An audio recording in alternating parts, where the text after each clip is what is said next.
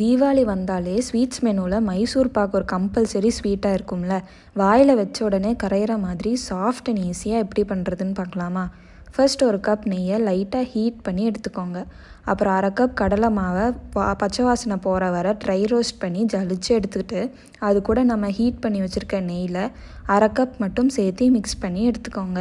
இப்போ அதே பேனில் 3/4 கப் சர்க்கரை அண்ட் 2/3 கப் தண்ணி சேர்த்தி ஒரு கம்பி பதம் வந்த அப்புறம் நம்ம கரைச்சி வச்சுருந்த கடலை மாவை சேர்த்தி நல்லா திக்காக வர வரைக்கும் குக் பண்ணிவிட்டு, திக்காக வந்த அப்புறம் கொஞ்சம் கொஞ்சமாக பாக்கி இருக்கிற நெய் சேர்த்தி நல்லா கலந்துட்டு, இப்போது வீடியோவில் இருக்கிற மாதிரி திக்காகி வரப்போ நெய் தடவின டின்னில் ட்ரான்ஸ்ஃபர் பண்ணி செட் ஆகட்டும் விட்டுருங்க.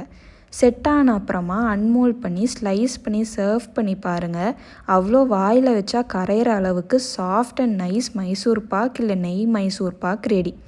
இது எவ்வளோ நாள் ஆனாலுமே இதே கன்சிஸ்டன்சியில் இருக்கும். ட்ரை பண்ணிவிட்டு எப்படி இருந்துச்சுன்னு கமெண்ட் பண்ணுங்கள். அண்ட் இந்த மாதிரி ரெசிபீஸ்க்கு லேசிஸ் குக்கிங் சேனலை சப்ஸ்கிரைப் பண்ணிக்கோங்க. ஹாப்பி தீபாவளி.